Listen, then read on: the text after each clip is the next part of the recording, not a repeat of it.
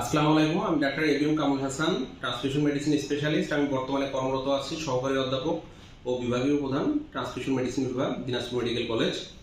এবং আমি দীর্ঘদিন থেকে ডায়াবেটিক ফুড ইনফেকশন নিয়ে কাজ করছি এবং আমরা যেহেতু ট্রান্সফিউশন মেডিসিনে নিয়ে কাজ করি, সেই হিসাবে পিআরপি থেরাপি নিয়ে কাজ করছি, স্টেম সেল নিয়ে কাজ করছি। আমরা পিআরপি থেরাপি নিয়ে সিরাজগঞ্জ শহরে এবং দিনাজপুরে কাজ করছি ডায়াবেটিক ফুড ইনফেকশনের চুলের পিআরপি বা নি জয়েন্টের পিআরপি নিয়ে। আমরা দীর্ঘদিন থেকে ডায়াবেটিক ফুড ইনফেকশন নিয়ে কাজ করছি Sirajganj diabetic food care and PRP centre, diagnostic and হসপিটালে। এবং আমরা এখানে ধরতে গেলে অনেক পেশেন্টকে এবং সুস্থভাবে আমাদের এখান থেকে বিদায় দিতে পেরেছি। যারা এসেছিল এমন কন্ডিশন নিয়ে যে হয়তো বা তাদের পা কাটতে হবে বা আঙুল কাটতে হবে, এরকম কোনো ডিসিশন নিয়ে ওইরকম একটা পেশেন্টকে নিয়ে এসেছি আজকে, যার নাম হলো অঞ্জনা, 50 বছর বয়স, চক শিয়ালকোল বাসা। উনি আমাকে 6 জুন প্রথম দেখায় এবং তার আগে সে বিভিন্ন হসপিটালে চিকিৎসা নিয়েছে। চিকিৎসা নেওয়ার পরে তাকে একটা ডিসিশন দেওয়া হয় যে আঙুলটা কেটে ফেলতে হবে। আমরাও ওই চিন্তা ভাবনায় আঙুলটা দেখি এবং দেখার পরবর্তীতে মনে হয়েছে যে না, এটাকে যদি আমরা পিআরপি দেই হয়তো ভালো হবে। আমরা এক্স রে করি এবং তার ক্ষতটা দেখি, দেখা যায় যে তার কিন্তু ওই যে বৃদ্ধাঙ্গুলের উপরে হাড্ডিটা ভেঙেছিল এবং হাড্ডিটা অলরেডি প্যাথোলজিক্যাল ফ্র্যাকচার হয়ে ভেঙে গেছে। আমরা ওই কন্ডিশনও তাকে পিআরপি দেই এবং আল্লাহর রহমতে সে এখন ফুললি সুস্থ এবং হাঁটাচলা করছে। তার কিন্তু অ্যাম্পুটেশন প্রয়োজন হয়নি। জাস্ট আমরা একটু ছবিটা দেখাই। তার যখন হয়, এটা হলো 8/6 ছবি। তার পায়ের এরকম ছিদ্র হয়ে গেছে, সেলুলাইটিস হয়ে ব্রাস্ট হওয়ার মতো ছিল এবং দুই পাশে আঙুলের দুই পাশ দিয়ে ছিদ্র।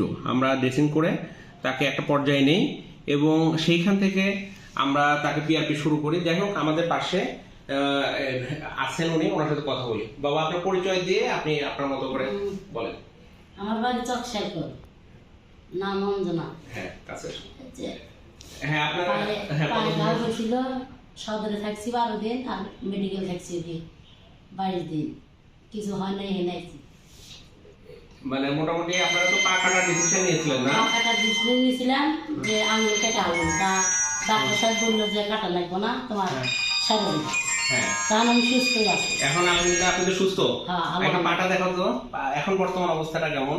একদম সুন্দর, যেরকম ছিদ্র ছিল ওখানে কিন্তু মানে এখন আর নাই, পুরা আঙুলটাই সুন্দর এবং এখানে কিন্তু তার পায়ের হাড্ডি নাই।